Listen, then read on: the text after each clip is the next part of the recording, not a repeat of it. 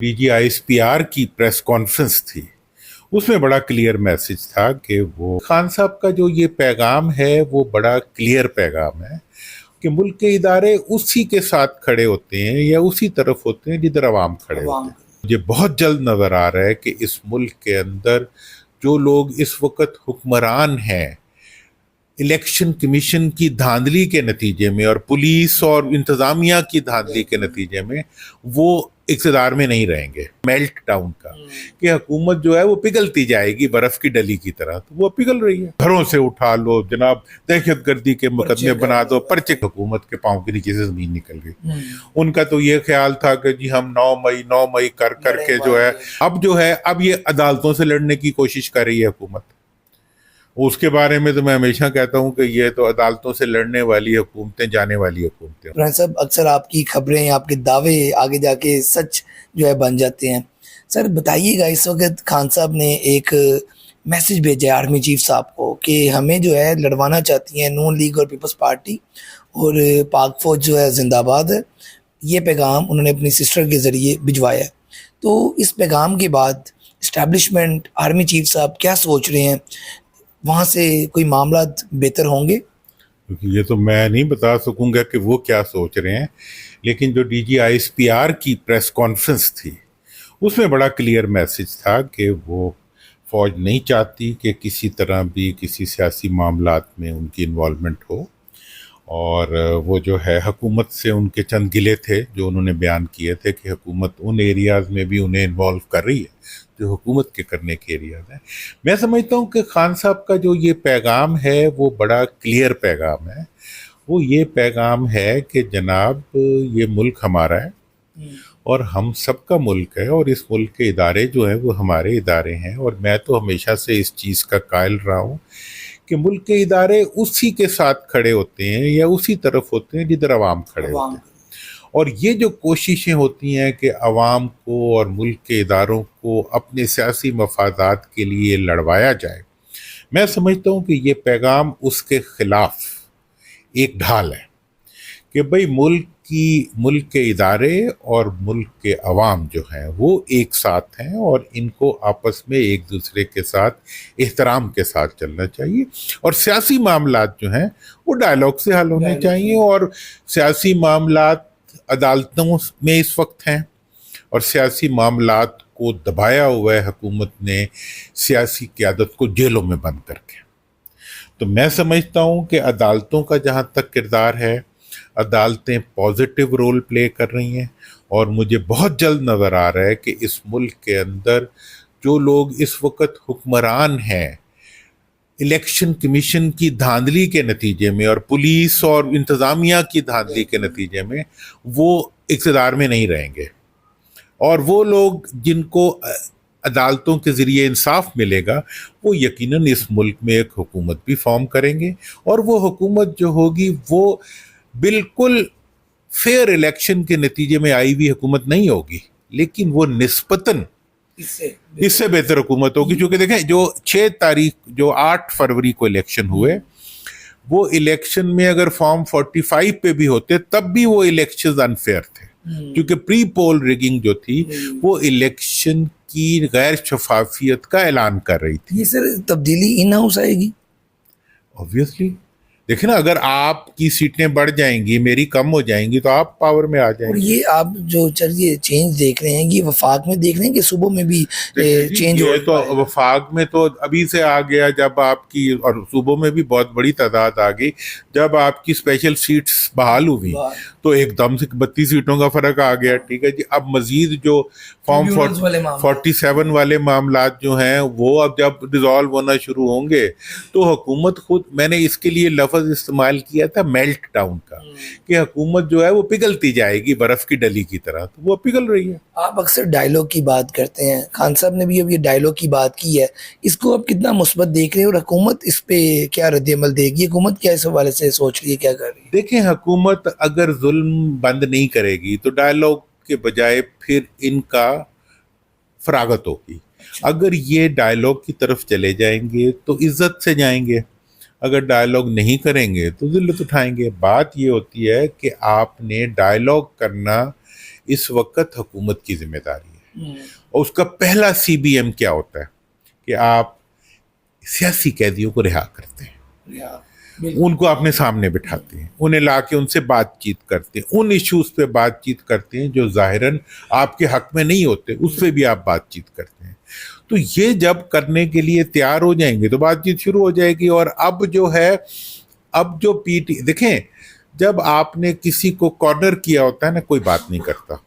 عدالت نے آج PTI کو ریلیف دیا ہے. PTI آج جب طاقت کی پوزیشن میں آئی ہے تو اس نے عاجزی کا اظہار کیا ہے. ٹھیک ہے نا جی، مطلب طاقت میں ایک طرف ہماری حکومتیں ہیں صوبائی، وہ ظلم ہی ظلم کر رہی ہیں، گھروں سے اٹھا لو جناب، دہشت گردی کے مقدمے بنا دو، پرچے.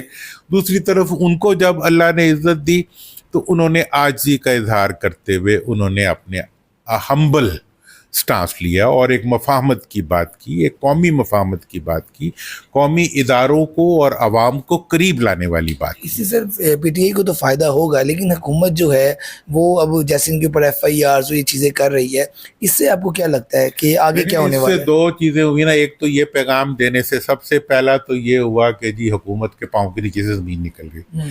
ان کا تو یہ خیال تھا کہ جی ہم 9 مئی کر کے جو ہے ہم لڑوا لیں گے اور ہم جناب اٹھوا دیں گے اور ہم جناب ان کو فارغ کروا دیں گے، ان کو پتہ نہیں کسی بین الاقوامی عدالت سے ان کو سزا دلوا دیں گے، کسی دہشت گردی کی عدالت سے.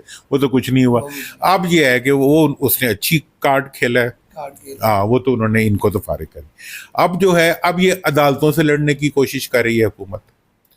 اس کے بارے میں تو میں ہمیشہ کہتا ہوں کہ یہ تو عدالتوں سے لڑنے والی حکومتیں جانے والی حکومتیں ہوتی ہیں. مطلب کہ نو لیگ جانے والی ہے، یہ ان کی لڑائی تو کافی زیادہ ہو. دیکھو جو عدالت سے لڑتا ہے جو بھی، وہ تو میں اس کے بارے میں مثال ہے کہ جب گیدڑ کی موت آتی ہے وہ شہر کی طرف سے ہوتی ہے. تو یہ وہ اقدام ہے جس کے نتیجے میں یہ حکومت نہیں چل سکتی، اور اس کے لیے یہ اپنے لیے خود مشکلات پیدا کر رہے ہیں. یہ عوام سے لڑ رہے ہیں، یہ عوام کی رائے سے لڑ رہے ہیں، یہ عوام کے فیصلے سے لڑ رہے ہیں، یہ عدلیہ سے لڑ رہے ہیں، یہ ملکی اداروں سے لڑ رہے ہیں، یہ اپوزیشن سے لڑ رہے ہیں. اور ان کا یہ خیال ہے کہ پولیس کے زور کے اوپر یہ سب کو زمین پہ گرا کے جیلوں میں بند کر کے اور خود جو ہے وہ ہٹلر بن کے حکومت کریں گے. تو ہٹلروں کا دور گزر گیا. ڈرن صاحب، نون لیگ اور پیپلز پارٹی کی آپس میں جو باؤنڈنگ ہے، کبھی یہ لڑتے ہیں، کبھی اب جیسے پنجاب میں بھی کچھ دن پہلے لاہور میں گو مریم گو کے نعرے لگائے پیپلز پارٹی نے، تو ان کا آپس میں تعلق جو ہے وہ کیسا آپ دیکھ رہے ہیں آنے والے دنوں میں؟ اور جو پیپلز پارٹی ہے وہ دیوار پہ لکھی ہوئی تحریر کو پڑھ رہے ہیں. انہیں پتا ہے کہ اب نون کی حکومت نہیں چل سکتی. البتہ انہیں یہ بھی پتا ہے کہ ان کی اپنی چلنا بھی بڑی مشکل ہے. تو اس لیے وہ اس وقت ایک گو مگوں کی کوشش کیفیت میں، وہ ایک سیاسی چام چلاکی کے ذریعے جو ہے وہ اپنے آپ کو زندہ رکھنے کی کوشش کر رہے ہیں. لیکن میں یہ بتا دوں کہ پاکستان میں موروثی سیاستوں کا دور اب ختم ہو گزر گیا. اچھا سر، یہ بتائیے گا کہ اس وقت عمران خان صاحب جو جیل میں ہیں، معاملات نون لیگ نے جیسے ڈائلاگ کی بات کر رہی ہیں، مصدق ملک صاحب نے پریس کانفرنس کی ہے، کوئی پیغام رسانی بھی کی ہے یا صرف یہ پریس کانفرنس کی حد تک کی بات ہے؟ دیکھیں، نون کا جہاں تک تعلق ہے، نون کا جو سیاسی سٹانس ہے وہ تو جو ان کا ہے، اندر جو ان کی لیڈرشپ کے جو مختلف ٹیئرز ہیں، میاں صاحب ناراض بھی ہیں. دیکھیں نا، ان کے ساتھ آپ نے پارٹی نے اچھا تو نہیں کیا نا کہ ان کو بلا کے ان کو جو ہے مری میں اگر انہوں نے بیٹھنا تھا تو وہ لندن میں بھی بیٹھ سکتے تھے. وہاں کا ہوا تو زیادہ صاف تھی نا، مری سے آرام بھی تھا، انہیں کوئی پرابلم وہاں نہیں تھی. وہ ان کی اپنی روٹین، بیانیہ بھی تھا نا وہ کہاں، اور وہ بیانیہ بھی باہر بیٹھ کے آرام سے وہ ہر بیانیہ پہ چل سکتے تھے. یہاں لا کے انہوں وہ باہر جانا بھی چاہ رہے ہیں تو ان کے راستے میں بھی رکاوٹیں پیدا ہو رہی ہیں. تو اس لحاظ سے یہ ہے کہ میاں صاحب یقینی طور پہ چاہیں گے کہ وہ کوئی اس قسم کی پیغامات کے ذریعے کوئی سیٹلمنٹ کرنا چاہیں PTI کی لیڈرشپ کے ساتھ، جو ذرا بڑے لیول کی. وہ ہوتی ہے نہیں ہوتی مجھے نہیں پتا. پیغام ہوا ہے، مطلب کہ گیا ہے آگے سے بھی، تو یہی ہے. اچھا سر، یہ بتائیے گا کہ جیسے آصف علی زرداری، شہباز شریف صاحب، یہ جو اس وقت معاملہ چلا رہے ہیں، حکومت چلا رہے ہیں، عوام کا بھی بڑا پریشر ہے، بجلی کے بلوں کو دیکھ لیں اور یہ سارے معاملات، اس کو کیسے دیکھ رہے ہیں؟ جہاں تک سوال ہے بجلی کے بلوں کا، عوام نہیں دے سکتے. اور میں سمجھتا ہوں کہ جماعت اسلامی نے ایک بڑا عوام کے جذبات سے قریب ترین ایک سٹانس لیا ہے، اور اس کے انہیں رسپانس بھی ملے گا. اور ان سے پہلے جو ہے خود ماضی کی عبوری حکومت جو تھی وہ خود اس کے خلاف کھڑی ہو چکی تھی. مطلب جو عبوری وزیر اعظم تھا وہ خود ایف آئی آر کٹوانے آ گیا ان کے خلاف. تو اس کا مطلب یہ ہے کہ اس کے اوپر ایک نیشنل لیول کے اوپر ایک کنسنسس ہو چکا ہوا ہے کہ یہ جو دہشت گردی ہے آئی پی پیز کی، جس کی مالک جو ہیں وہ یہ دونوں صوبوں کے حکمران ہیں، جنہوں نے گھاس پھوس سے بجنے والی بجلی کا جو ریٹ لیا ہوا ہے وہ افریقہ کے کوئلے کے برابر لیا ہوا ہے. تو ان کے خلاف اب ایک کیس تیار ہو چکا ہے، ان کے بارے میں ان کے خلاف ہونے والا ایکشن طے ہو چکا ہے.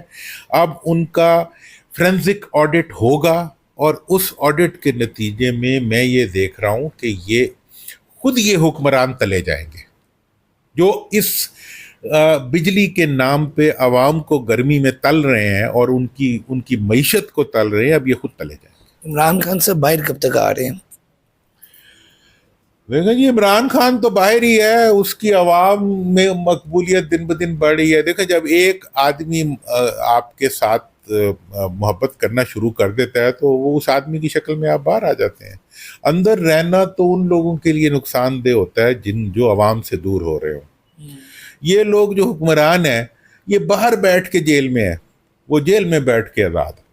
لاسٹ میں ایک کوشچن کا جواب دے دیں سر کہ نواز شریف صاحب جیسے کہ باہر جانا بھی چاہ رہے ہیں، ان کا ایک بیانیہ بھی تھا، تو جو ان کا ایک بیانیہ تھا ووٹ کو عزت اور ایک اداروں کے حوالے سے بھی ان کا ایک بیانیہ تھا، وہ بیانیے کی طرف واپس جائیں گے نواز شریف صاحب آپ کو لگتا ہے، یا پھر آپ کو لگتا ہے کہ نہیں ہم مریم سی ایم ہے اور وہ نہ جانا تو وہ اب کیا کہیں. ہاں مطلب یہ ہے کہ عوام نے انہیں اس قابل اگر چھوڑا تو وہ چلے جائیں گے.